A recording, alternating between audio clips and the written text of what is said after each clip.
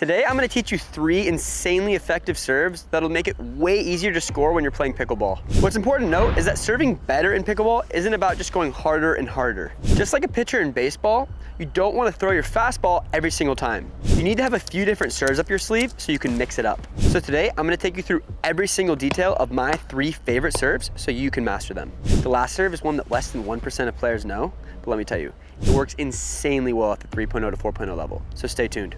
Helping me today, I have my sister Kennedy.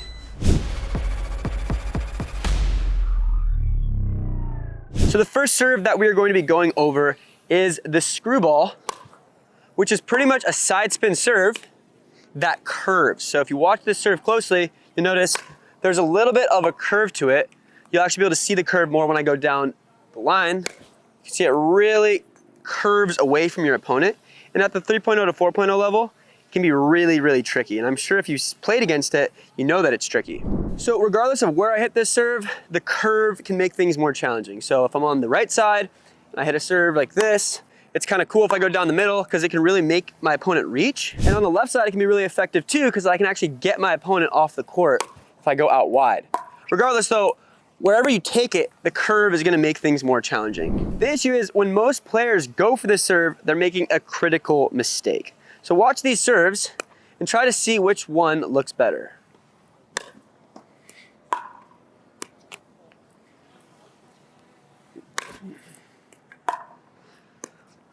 So if you saw the second one, you'll notice that it had way more spin. So in order to get the most out of your screwball serve, you need to make sure you're getting enough spin to where you get that curve. If you're just hitting a little bit of spin, you're actually giving them a really easy serve to return because the screwball serve tends to stay lower. So if it's just low without any spin, that's the easiest type of return for your opponent to get back. So in order to make this serve effective, you need to be getting more spin, which looks like this. I think that you should be able to visibly see the curve on the trajectory of the ball. So if you can't see the curve, you're probably not getting the effectiveness of using this serve. In order to get that curve though and that much spin, you need to understand the technique, which I'm gonna go over.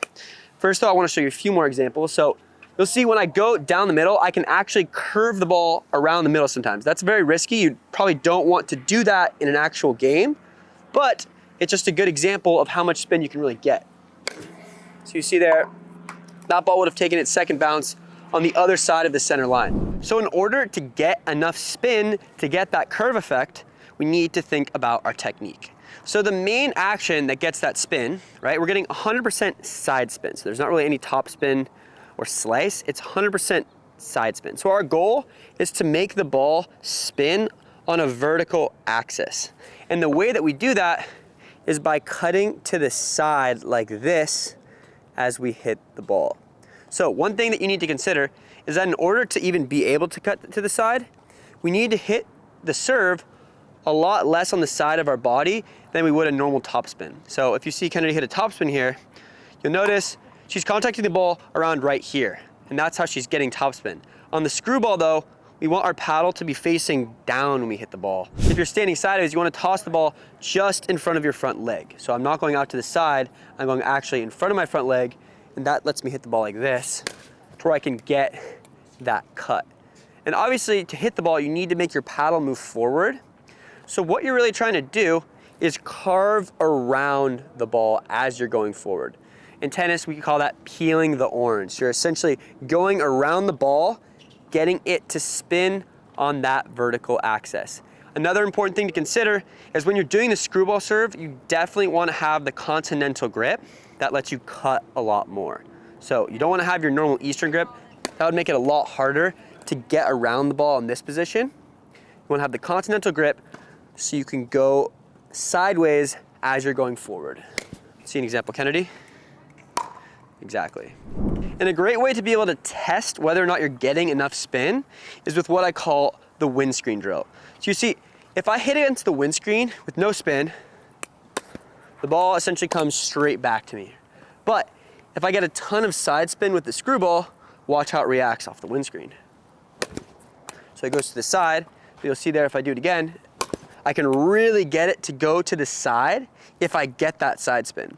So if you're the type of player that's still figuring out how to get that much spin while hitting the ball forward, the windscreen's a great place to test this out because you can get a ton of repetition where you're just trying over and over again to get that ball to jump to the side. So if you see Kennedy does a few, she's getting a really good cut to the side, so when that ball goes off, it goes straight off to the side, and that's your indication that you're getting that side spin. And if you're even newer to generating spin, another cool drill you can do is simply just bouncing the ball on your paddle, trying to get the ball spinning. So you see here, I'm bouncing the ball on my paddle, trying to get it spin the exact same way as my screwball. You'll see when it bounces, jumps to the side a little bit. You can actually see visually the ball getting spin. So if you're just starting, you might not be able to spin it very well, but as you get the hang of what the action is to get the spin, you'll see I can make the ball bounce straight up while spinning to the side. When we're hitting the screwball serve, we're doing the exact same thing. We're just hitting it a little bit harder and more forward, right? So doing this is pretty much the same thing as this on a screwball. It's just a good way to start off if you don't quite have the hang of getting that kind of spin. So if you're the type of player that still feels like they need to learn to generate spin, I highly recommend starting with those drills. When you're hitting the serve though, there's a few more key things that you need to know. But before we get into that, make sure to like this video. It really helps us grow our channel. So when you're hitting the serve, obviously the more you cut, the more spin you'll get. So if I go for an extreme cut, I'm gonna get more curve. The issue with that is if you cut too hard, you start to lose your consistency and accuracy, so it gets a little bit reckless. So when you're practicing this, your goal should be to find the right amount of cuts where you still make it in every time, because you don't want to sacrifice your consistency just to get more spin. So for me, that probably looks like this. I'm not really going for a serve that is getting the craziest amount of curve, but I'm making it in every single time and I'm still getting a little bit. So this would probably be too much for me. See, I missed that one, but this, I still get some good curve, and I'm probably gonna make that in at least 9 out of 10 times, if not 10 out of 10. And when you're hitting the serve, because you're cutting to the side, sometimes it can be a little bit tricky to keep your accuracy. So in order to maintain your consistency, if you're just starting off with the serve, I recommend just going down the middle.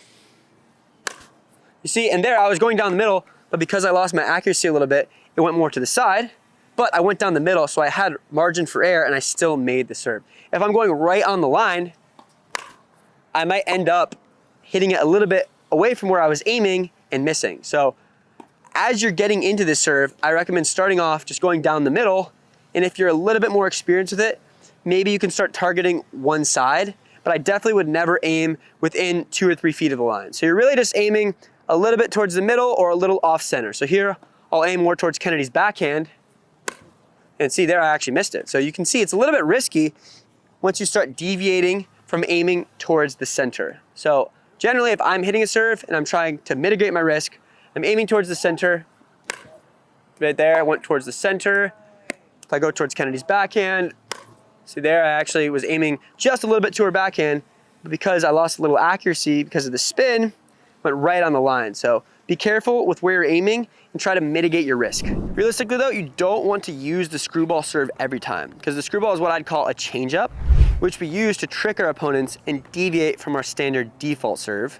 So the next serve we're gonna go over is actually what I would consider to be your standard default serve. So you need to make sure that you know it if you wanna get the most out of your screwball. Before I get into that though, I wanted to announce that next week we're coming out with an awesome video that we're putting a ton of effort into.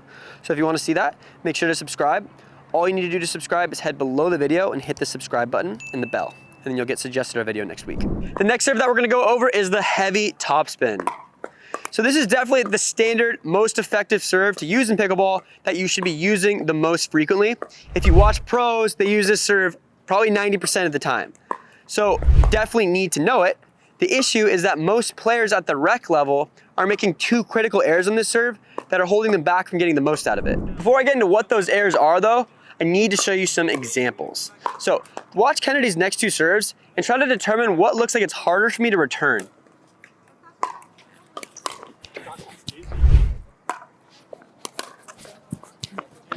So if you said the second serve looked like it was harder, you're correct. But why? Well, both serves were actually kind of deep and challenging in terms of where they were positioned, but the second serve was harder for 2 key reasons. The first was she hit it higher over the net, which makes the bounce a little bit more erratic. So a little bit more arc on the heavy topspin serve is actually better. The second reason is that it had more topspin.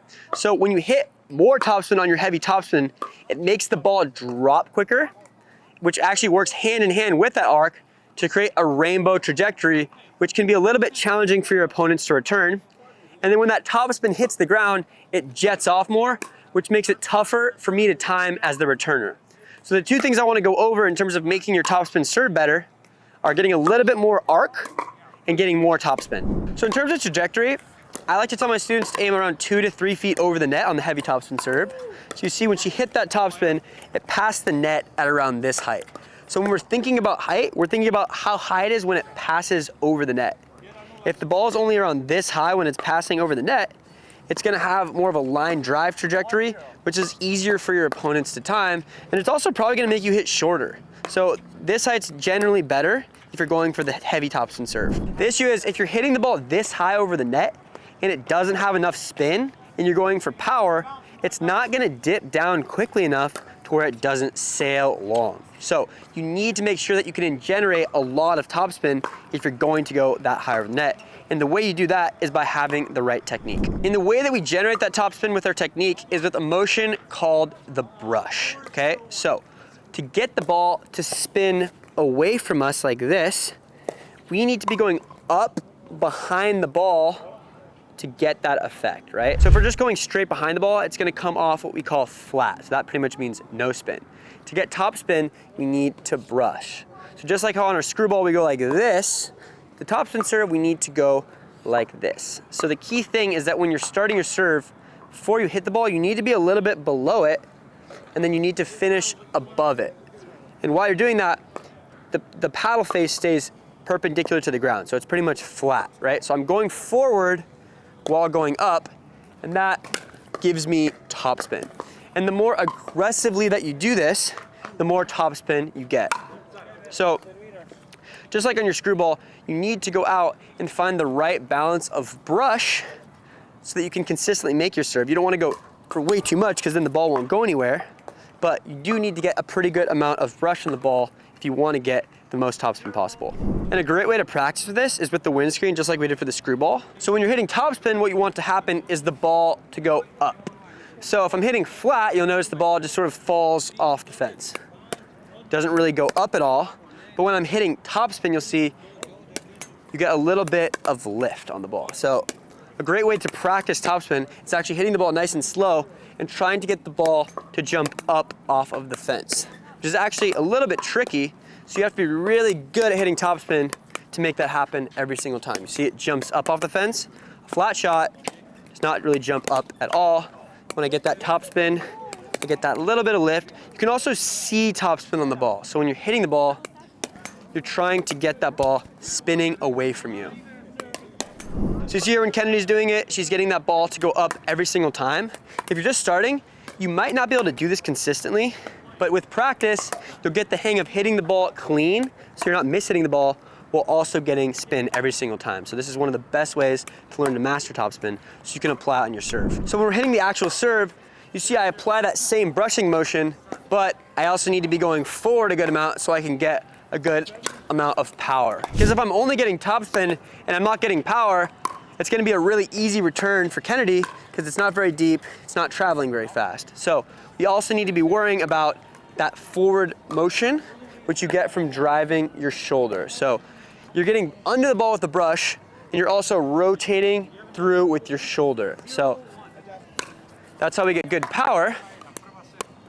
And to get the absolute most out of this topspin serve, you really want to be getting it nice and deep. And that applies to pretty much every serve, but on the topspin serve, it's especially important. So my goal when I'm hitting the serve is to get it at the right height and the right power so that it's landing in the back third of the box, okay? So I wanna be really towards that back line if I can be. So you see there, I got it nice and deep. That would be an effective serve. And that one I did too. So you see, I'm not going for an extreme amount of topspin. The pickleball paddle doesn't have strings like a tennis racket, so you can't go for too much. I'm going for the right amount so I have maximum consistency and I can still focus on my power and my depth. And I'm curious guys, out of the screwball serve and the heavy topspin serve, which do you think is harder to return? So head to the comments and let me know what you think. Now guys, I wanna take you through the mystery serve that I mentioned earlier. Before I get into that though, I wanna show you a cool way that you can work on your spin on the Dinkmaster. So just like you can practice topspin on the windscreen, you can practice topspin on the Dinkmaster by tilting it up a little bit. So the Dinkmaster actually tilts upwards. And when it's like this, when you hit topspin, you'll notice the ball jumps up off it. So watch. When I get that topspin, the ball sort of rolls up the Dinkmaster and comes up at that upward angle. If I'm to hit flat, you'll notice the ball doesn't really jump up off it. It sort of just comes down flat. But when I hit that topspin, see, it really jumps up. And this is a great way to work on that topspin if you don't necessarily have the feel down yet. So all you really need to do is come out and just feed the ball to yourself, get a bunch of reps. Once you get the hang of it, you can actually sort of rally with yourself. And if you can do this, you can definitely hit really, really hard topspin serves. And of course, this applies to the other shots too, like topspin dinks, topspin drops, and topspin drives. If you want to check out the Dinkmaster, head to the link in the description below the video. Now though guys, let's get into our mystery serve, the looper. So all this serve is a slightly higher, loopier version of our heavy topspin. So our heavy topspin serve looks like this. We're going for more power, and the looper, we're going for more height. So it looks like this. I add a little bit of height, and maybe a little bit more spin. And what that does is it can make things really tricky off the bounce. If you saw that serve, it really jetted off the bounce. So here I'm probably aiming about 5 feet over the net versus 2 or 3. And when I do this, I can get a really erratic bounce sometimes.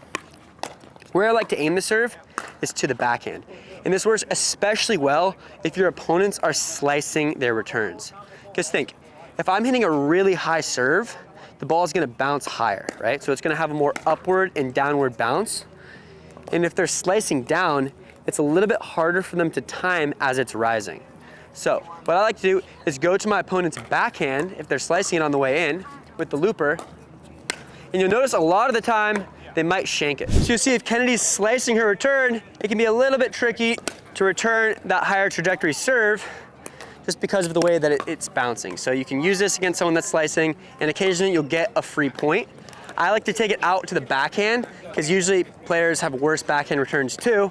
So if it's a backhand and it's a slice, a lot of the time you can get an easier return. It works just as well on the right side too. Just go right down the middle to the backhand with that loopy motion. It can be tricky for them to hit an effective return. And if you've tried this serve and it's worked for you, let me know in the comments. I haven't seen many rec players using it, so I'd love to hear if you've used it effectively. As I mentioned throughout the video, getting the right amount of power on your serve is extremely important in terms of getting more depth. And of course, just hitting harder makes it a little bit tougher on your opponents. In this next video, I go through all the stroke mechanics that you need to know to get the most possible power. So go check it out.